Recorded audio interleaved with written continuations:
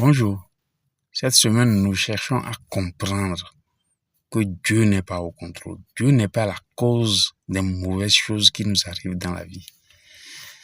Dieu n'est pas la cause des catastrophes. Dieu n'est pas celui qui amène la maladie. Dieu n'est pas celui qui te donne la pauvreté. C'est toi-même. C'est vrai, Job a dit dans Job chapitre 1 plutôt, verset 21, que Dieu a donné, Dieu a repris. Mais Job, dans le chapitre 42, à partir du verset 3, lui-même reconnaissait qu'il disait des choses qu'il ne maîtrisait pas.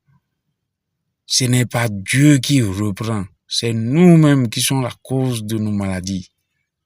C'est nous-mêmes qui sommes la cause de notre pauvreté.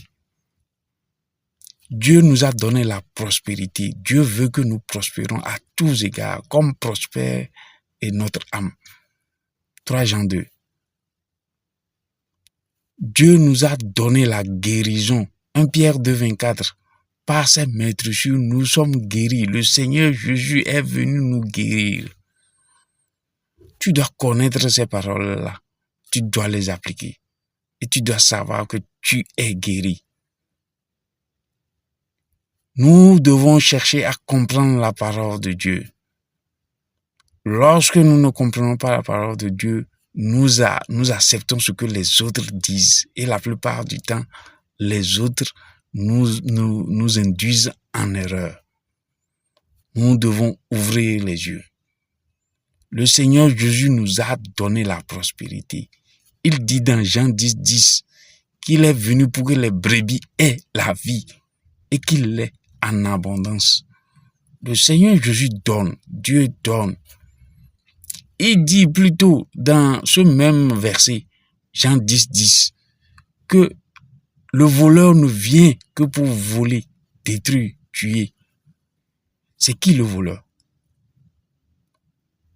Il fait le contraste entre lui et le voleur.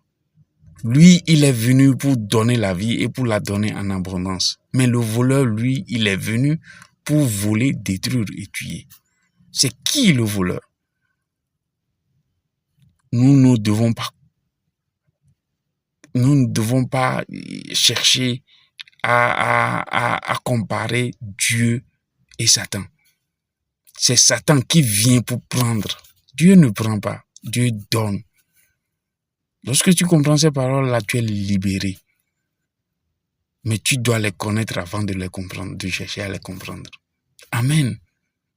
Cherche à te libérer.